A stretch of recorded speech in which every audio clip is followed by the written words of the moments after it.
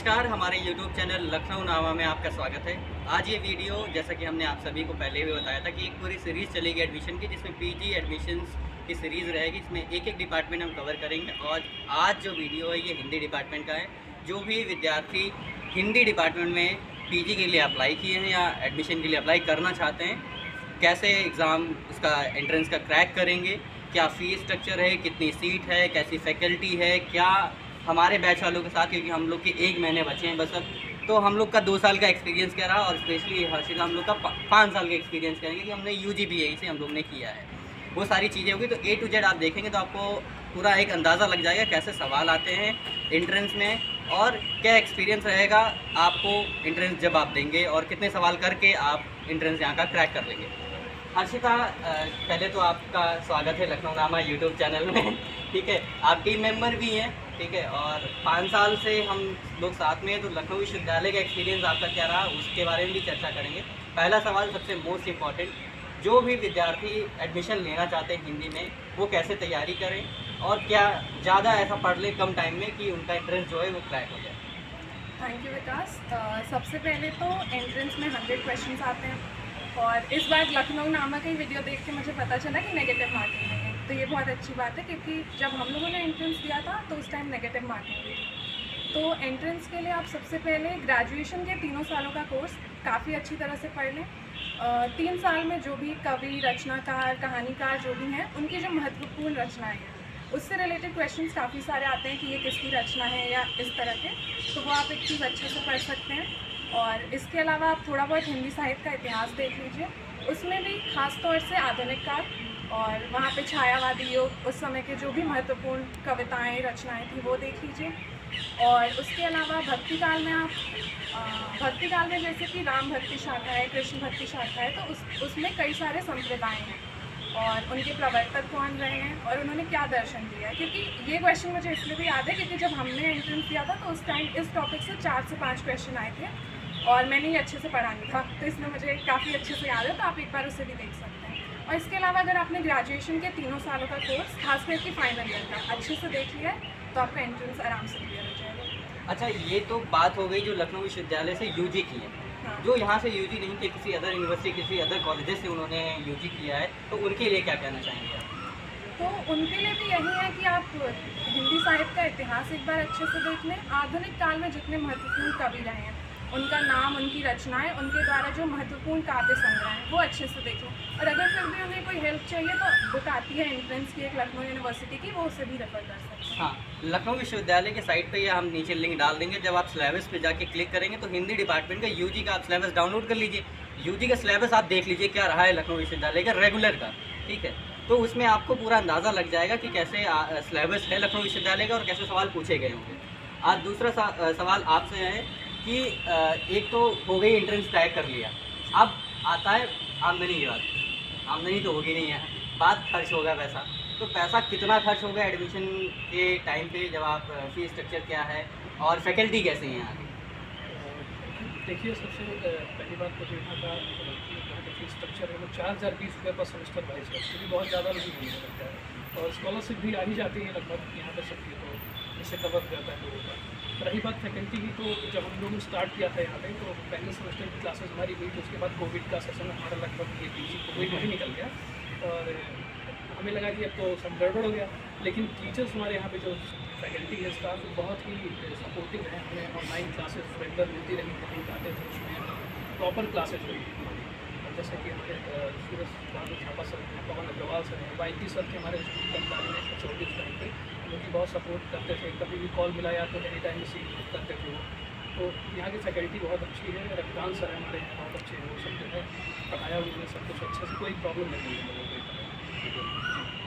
आज सेम सवाल जो मैंने हर्षिता से पूछा आपसे भी कि आपका एक्सपीरियंस क्या रहा और जब एडमिशन के लिए आपने अप्लाई किया पीजी में यहाँ पे, तो क्या पढ़ा था? सिर्फ जैसे हम लोग ने सभी का एक्सपीरियंस रहा कि यूजी में हम लोग ने यहीं से पढ़ा और जो सिलेबस रहा वही पढ़ा और एक्स्ट्रा कुछ नहीं पढ़ा था, तो आपका क्या एक्सपीरियंस रहा? थैंक यू विकास। मैं बताना चाहूँगी कि हम लोग, मेरा भी ग्रेजुएशन यहीं से हुआ है, तो मैंने बी यहीं से किया है, हिंदी साहित्य से ही।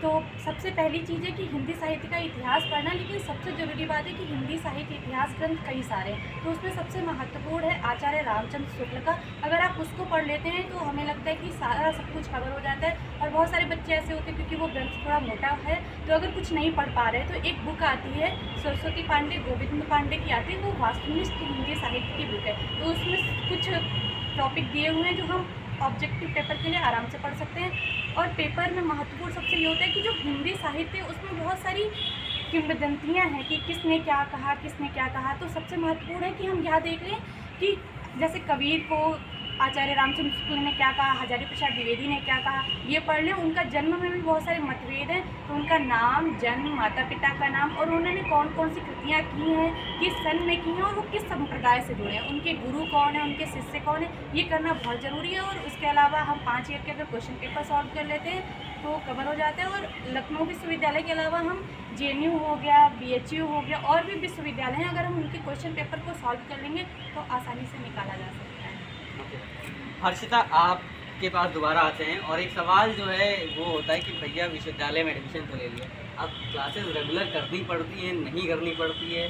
क्योंकि अब अभी तो आएंगे तो गर्मी रहेगी, ठंडी में तो चलो आ गए, सुबह सुबह क्लास लगी तो रेगुलर क्लासेस करनी पड़ती है, क्योंकि जो रूल है कि 75% अटेंडेंस आपका कंपलसरी है। ये आपका रियल एक्सपीरियंस क्या है, करनी चाहिए क्लासेस रेगुलर की नहीं करनी चाहिए? अटेंडेंस का तो मतलब उतनी कोई दिक्कत नहीं है, पर अगर आप क्लासेस करेंगे तो आपके लिए ज़्यादा बेहतर होगा।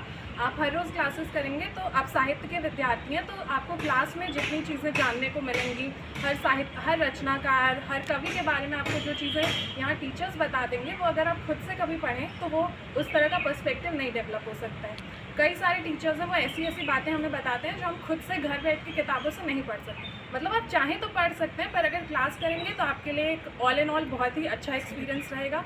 टीचर्स भी काफ़ी सपोर्टिव रहे हैं, आप उन्हें कभी भी फ़ोन करिए, मैसेज करिए, या कोई दिक्कत है तो वो हमेशा आपकी हेल्प करते हैं। कुछ समय पहले तक YP सिंह सर HOD थे, तो मेरा इंग्लिश मीडियम था, तो फिर हिंदी करना इज़ लाइक कि मतलब क्या होगा, हिंदी से मास्टर्स कर पाऊँगी या नहीं।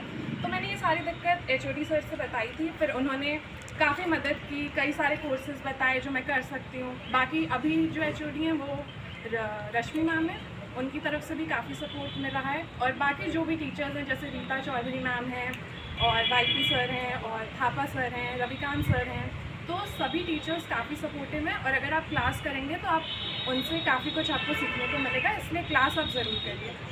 अच्छा, एक सवाल और है कि सीटें कितने हैं हिंदी डिपार्टमेंट में? हिंदी डिपार्टमेंट में 160 सीट है टोटल, और सभी रेगुलर हैं, सेल्फ फाइनेंस कोई भी नहीं है, तो हाँ 160 सीट। अच्छा, ऐसा सवाल आपसे मैं पूछना चाहूँगा कि 100 सवाल तो आने हैं। इस बार तो नेगेटिव मार्किंग ही, हम लोग की थोड़ी किस्मत भी खराब थी कि नेगेटिव मार्किंग थी हम लोग में। इस बार नेगेटिव मार्किंग भी नहीं है, तो कितने सवाल हल कर लें जो सही हों कि उनका एडमिशन जो है वो बिल्कुल फिक्स हो जाए?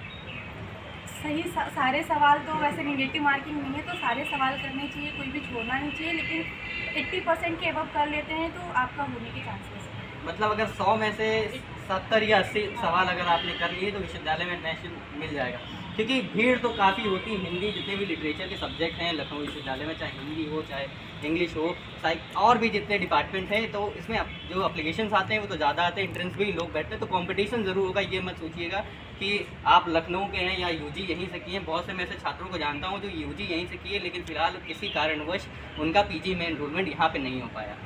कुछ और ऐसी बातें आप बताना चाहेंगे जो अपकमिंग बैच है आपका? ये तो जूनियर बैच आ चुका है, एक सुपर जूनियर बैच आ रहा है, तो उनके लिए, क्योंकि हम रहेंगे या नहीं रहेंगे, क्योंकि PhD जो यहाँ से करेंगे सिर्फ वही बच्चे रहेंगे यहाँ पे, तो उनके लिए कुछ आप कहना चाहेंगे?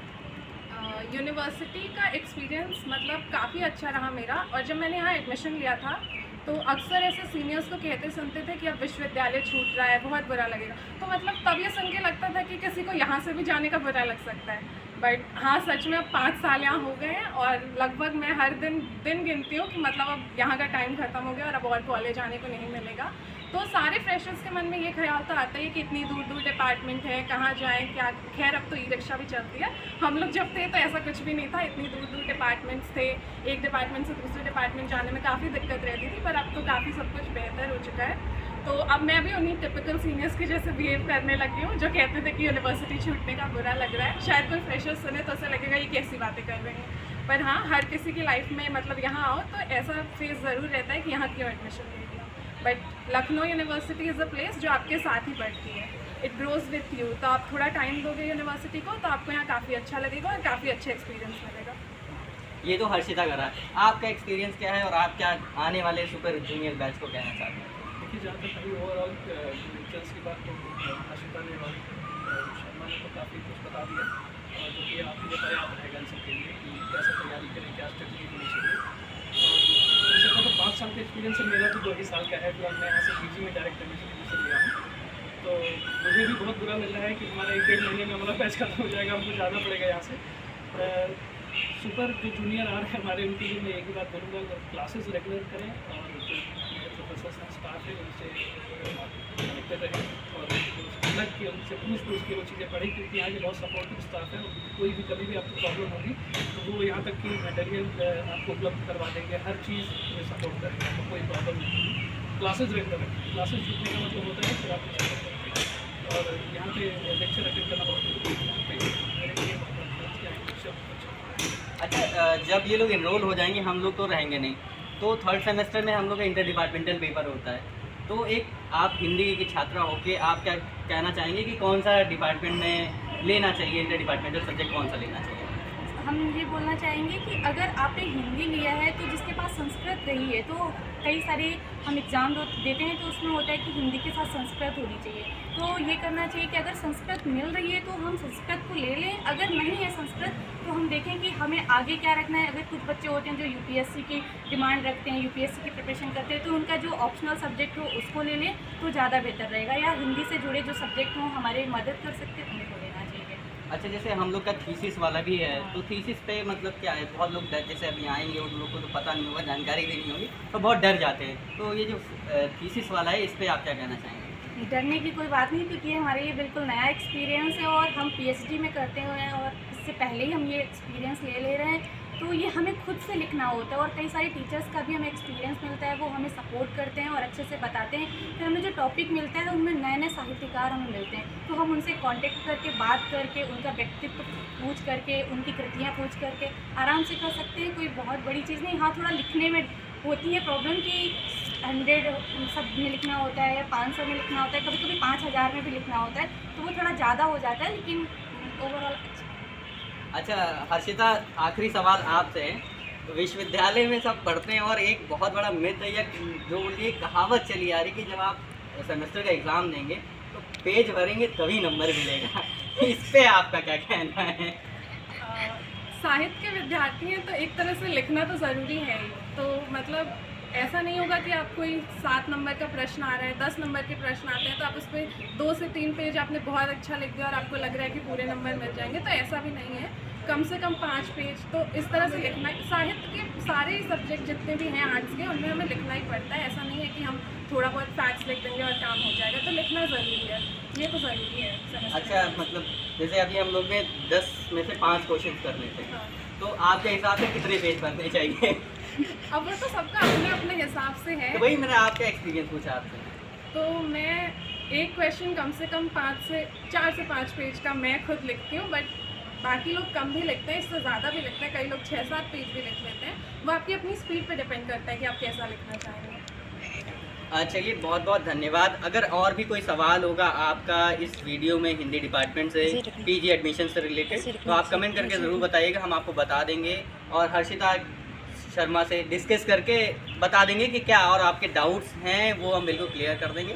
साथ ही अगर सिलेबस की बात करें तो यूनिवर्सिटी के साइट पे आप जाएंगे, वहाँ पे सिलेबस पे क्लिक करेंगे, हम लिंक डिस्क्रिप्शन में प्रोवाइड कर देंगे, वहाँ पे सिलेबस जाकर एक बार ज़रूर आप देखिएगा। Thank you.